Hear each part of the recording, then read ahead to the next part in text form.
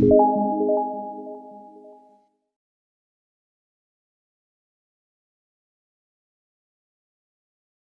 student, now we discuss about the comparison of the fractions, because there are some fractions are equal to each other while some are greater or less than to each other.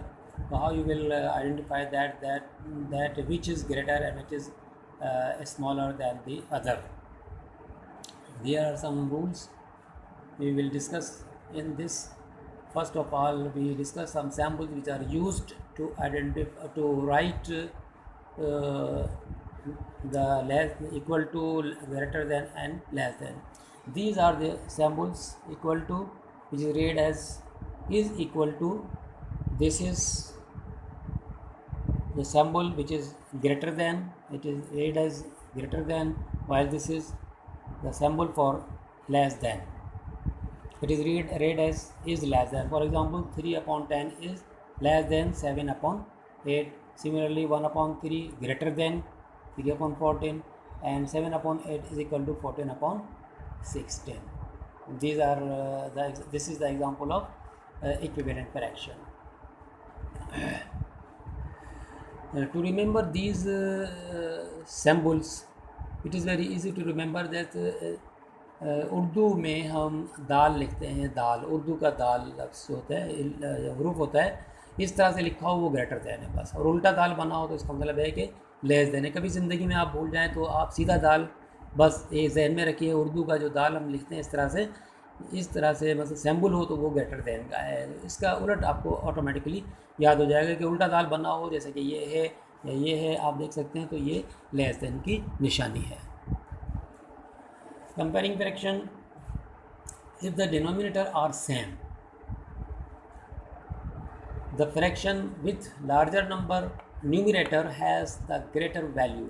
For example, in the following fraction, 5 is greater numerator, so the fraction 5 upon 8 has greater value than 3 upon 8. For example, 5 upon 8 is greater than 3 upon 8. We will write this as this. यहाँ आप note करें कि ये समझाया गया है कि denominator अगर सेम हो, जैसे कि यहाँ पे देखें दोनों डिनोमिनेटर 8 हैं, लेकिन जो न्यूमिनेटर बड़ा होगा इसका मतलब ये है कि वो फ्रैक्शन बड़ा होगा, तो उस फ्रैक्शन को आप पहले लिखेंगे, फिर ग्रेटर देन की साइन लिखेंगे, और उसके बाद जो स्मॉलर फ्रैक्शन होगा वो आप लिख देंगे। Secondly, if the numerator are same, the fraction with the smaller denominator has a greater value. For example, 2 upon 4 is greater than 2 upon 8. Here we can see that both numerator are same, but denominator are smaller and larger. यहाँ पर आप definition में ये समझाया गया है कि अगर न्यूमिनेटर सेम हो तो उनमें से जो डिनोमिनेटर छोटा होगा उसकी वैल्यू उतनी ही बड़ी होगी। ठीक है। सिमिलरली 1 upon 2 लार्जर देन और ग्रेटर देन 1 upon 4। देखिए इसे हम अगर सॉल्व करते हैं तो इसका आंसर आता है 1 upon 0.5। 0.5 मीन्स के हाफ, और यहाँ पर अगर हम इसको सॉल्व करें तो इसका आंसर आता है 0.25। 0.25 का मतलब है कि चौथा हिस्सा, तो ज़ाहिर है कि आधा ये हाफ है और ये 1/4 है, चौथा हिस्सा है, तो जाहिर है कि हाफ बड़ा होगा और चौथा हिस्सा छोटा होगा। यहाँ पर आप ये जहन में रखें कि अगर न्यूमरेटर सेम हो तो फिर यहाँ पर जो डिनोमिनेटर छोटा होगा उसकी वैल्यू दूसरे फ्रैक्शन से बड़ी होगी। अब यहाँ पर तीसरी कंडीशन है कि यहाँ पर जो फ्रैक्शन दिए हुए गए हैं, जैसे कि यहाँ पर टू कंपेयर हम करें 2/3 एंड 3/4, तो यहाँ पर आप देखें कि यहाँ पर तो एक डिफरेंट सिचुएशन है कि ना तो न्यूमिनेटर सेम है ना डिनोमिनेटर सेम है। अगर इस तरह से हो तो फिर हमें क्या करना है? A common denominator for both fraction must be found. हमें क्या करना होगा? एक कॉमन डिनोमिनेटर लाना होगा। कॉमन डिनोमिनेटर ले आएंगे तो उसके लाने के बाद हम जो अभी केस नंबर 1 इसमें हमने देखा है, ठीक है, वो हम अप्लाई करेंगे और हम उसका आंसर निकाल लेंगे, या हम आइडेंटिफाई कर सकते हैं कि which is the greater fraction. rewrite fraction as an equivalent fraction using the common denominator. Common denominator किस तरह से ला सकते हैं? फॉर एग्जांपल कि 2/3 का यहाँ पर और यहाँ पर 3/4 को हमने यहाँ पर लिखा। यहाँ पर हम देखें कि हम एक ही नंबर सेम नंबर से मल्टीप्लाई करते हैं, यहाँ मल्टीप्लाई करेंगे और यहाँ पे इस नीचे भी डिवाइड करेंगे, यानी मल्टीप्लाई और डिवाइड हम कर रहे हैं एक ही नंबर से, तो इन दोनों को अगर हम कैंसिल कर दें वो 2/3 रह जाता है, यानी कि हमारे जो फ्रैक्शन जो है उसमें कोई फ़र्क नहीं आता। सिमिलरली 3/4 है, इसको 3 से ही मल्टीप्लाई कर रहे हैं, 3 से ही हम डिवाइड कर रहे हैं, तो इन दोनों को अगर हम आपस में कैंसिल कर दें तो वापस 3/4, यानी कि आप देखें फ्रैक्शन में कोई फ़र्क नहीं आता, वही रह जाता है। इस तरह ये जो चेंज हमने की है या मल्टीप्लाई किया है, इससे इस फ्रैक्शन पर कोई असर नहीं पड़ रहा, लेकिन हमें एक कॉमन डिनोमिनेटर हासिल हो रहा है। यहाँ पे 3 इंटू 4 हम कर रहे हैं तो 12 आ रहा है, इधर 4 इंटू 3 इधर कर रहे हैं तो 12 आ रहा है, यानी कि कॉमन आ रहा है यहाँ पर। नाउ कंपेयरिंग 2/3 एंड 3/4, तो अगर हम इसको डिवाइड करके भी अगर हम देखें कैलकुलेटर से तो 0.66 आता है, जबकि 0.75 आता है। ठीक है, तो यहाँ से और दूसरी बात ये जो हमने अभी सीखा है फर्स्ट, उसमें हम दोबारा से आ जाते हैं और यहाँ पर आप देखें कि यहाँ पर क्या कहा जा रहा था कि डिनोमिनेटर अगर सेम हो तो फ्रैक्शन जो कि लार्जर न्यूमरेटर का होगा वही जो है बड़ा होगा, ठीक है, ग्रेटर होगा। तो यहाँ पर अब हम इसमें हम फैसला कर सकते हैं इसी तरह से कि यहाँ पर देखें कि 8 और 9 है, तो 8/12 जो है वो लेस देन 9/12 है, और we can say that 9/12 is greater than, इसको हम उलट भी लिख सकते, इसके उलट भी लिख सकते हैं, रिवर्स में लिख सकते हैं कि 9/12 ग्रेटर देन 8/12। तो अगर इस तरह की सिचुएशन हो जबकि न्यूमरेटर और डिनोमिनेटर डिफरेंट हो तो वहाँ पर हमें किसी भी एक को जो है हमें इक्वल कर लेना होगा। जैसे कि यहाँ पे हमने 4 को मल्टीप्लाई डिवाइड सेम नंबर से किया तो उससे हमें एक कॉमन डिनोमिनेटर हासिल हो जाता है, और फिर हम उसमें देखेंगे कि कौन सा न्यूमरेटर बड़ा है, जो बड़ा होगा वही जो वैल्यू है, वही वाला फ्रैक्शन जो है वो लार्जर होगा। Okay, I think you have understand it now.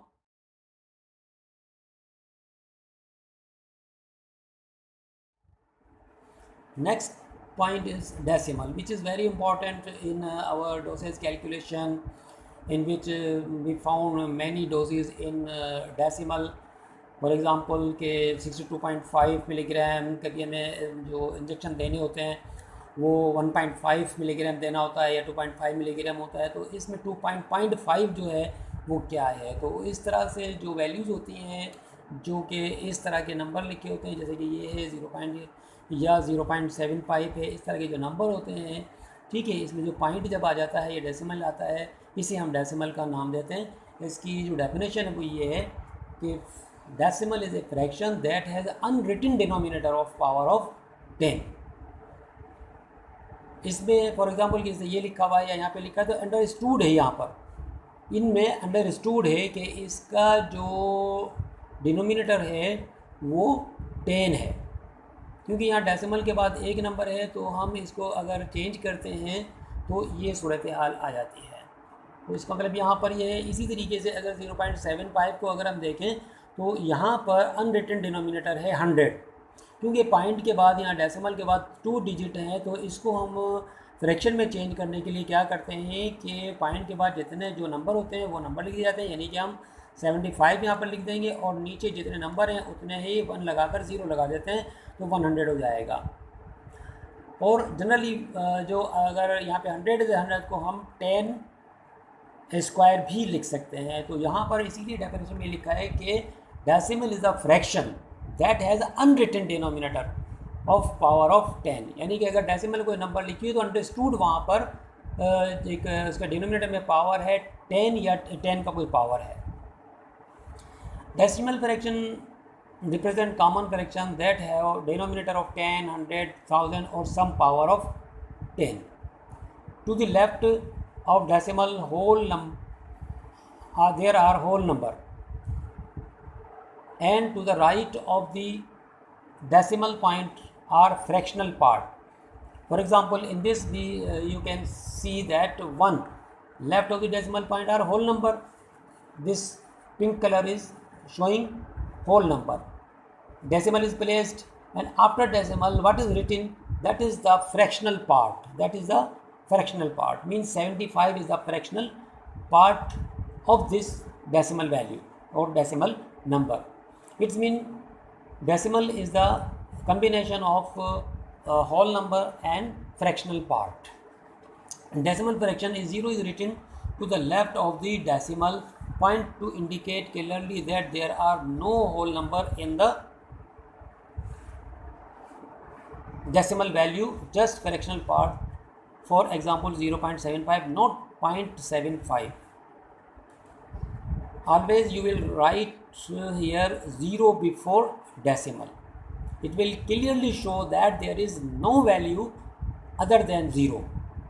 If you will not write this 0 here, anybody can think that there may be some 1, 2, 3 or some perhaps we have forget to write here. But if 0 is written here, it is sure that there is nothing else 0 before this decimal point. Dear student, इस slide में हम बात करेंगे कि decimal वाली values में decimal के बाद वाला फर्स्ट जो डिजिट है, इसके बाद ज़ीरोज़ रखने पर क्या इफ़ेक्ट पड़ता है वैल्यूज़ पर। तो देखिए यहाँ पर हम क्या कर रहे हैं कि फर्स्ट डिजिट के बाद ज़ीरोज़ रख रहे हैं और हम देखते हैं कि क्या इसमें हो रहा है। तो यहाँ पर आप देखें कि इसको अगर हम कॉमन फ्रैक्शन में चेंज करते हैं तो उसमें इसका मतलब हो जाएगा 6/10, क्योंकि मैंने आपको बताया कि इसको डायरेक्टली अगर हम कॉमन फ्रैक्शन में चेंज करते हैं तो डेसिमल के बाद जो वैल्यू है यानी जो डिजिट है उतने ही हम 1 लिखने के बाद डिनोमिनेटर में 0 लिख देंगे। तो यहाँ पर चूँकि एक डिजिट था इसलिए यहाँ पर 10 आ गया। सिमिलरली यहाँ पर 2 डिजिट हैं तो यहाँ पर डिनोमिनेटर में 100 आ गया। यहाँ पर 3 वैल्यूज़ हैं 600 यानी कि 3 डिजिट हैं डेसिमल के बाद, तो यहाँ पर डिनोमिनेटर में 1000 आ गया।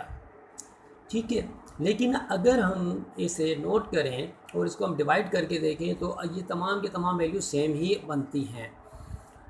ठीक है, देख जैसा कि यहाँ पर हम 60 को डिवाइड करें 100 से तो इसका मतलब आएगा 6/10 ही आएगा, क्योंकि 0 से 0 कैंसिल हो जाएगा तो 6/10 बाकी बचेगा। सिमिलरली ये 2 0 इन 2 0 से कैंसिल हो जाते हैं तो हमारा 6/10 ही होगा। इसका मतलब ये हो गया कि पॉइंट जो या डेसिमल जो है उसके बाद फर्स्ट नन डिजिट वैल्यू के बाद इमीडिएटली अगर हम जितने भी ज़ीरो लगाएं, चाहे वो 1 0 हो, 2 0 हो या 100 ज़ीरोज़ आ जाएं, तो वो वैल्यू चेंज नहीं होती। इट्स मीन कि adding zeros after the last digit to the right of the decimal point does not change the value. यानी जो भी यहाँ पर हो लास्ट वैल्यू हो यहाँ पे, यानी 6 इधर हो या इसके बाद 6 हो, उसके बाद 0 तो लगाएं तो वो वैल्यू चेंज नहीं करता।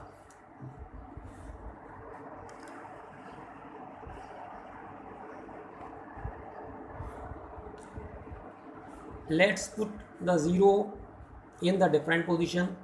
For example, we put the 0 in between decimal and the non digit, first non digit value. यहाँ पर हम देखें 0 का इजाफा किया, यहाँ पर हमने 2 0 का इजाफा किया। तो अब हम देखते हैं कि कॉमन फ्रैक्शन में क्या हो रहा है। यहाँ पर ये 0.6 6/10 में चेंज हो रहा है, 0.06 ये 6/100 में चेंज हो रहा है। ठीक है, और इसी तरीके से 0.006 जो है 6/1000 में चेंज हो रहा है। इस कंडीशन में आप देखें कि 6/1000 जो है इसका मतलब ये हो गया कि हम किसी एक यूनिट के 1000 पार्ट्स करें और उसमें से हम 6 पार्ट्स की बात कर रहे हैं। लेकिन इसके मुकाबले में अगर हम यहाँ पर आ जाएं, इस वैल्यू पर आ जाएं, तो आप देखें कि हम एक यूनिट के 1000 पार्ट्स कर रहे हैं और उसमें से 600 की बात कर रहे हैं। ठीक है, तो 600 और 6 में बहुत ज़्यादा डिफरेंस है। तो हम ये कह सकते हैं कि adding zeros between the decimal point and the first number two the right of the decimal point, first number right of the decimal point does change the value. तो वैल्यू चेंज कर देता है। जैसा कि आपने देखा कि यहाँ पर हमने जो लास्ट यहाँ पे डिजिट जो भी होगी नन 0 डिजिट जो होगी उसके बाद 0 लगाते हैं, तो आपने देखा कहीं जितने भी 0 लगा दें तो कोई फ़र्क नहीं पड़ता, ऊपर वाली वैल्यू वही रहती है। लेकिन यहाँ पर अगर आप देखें तो यहाँ पर जो है ये चेंज हो जाता है।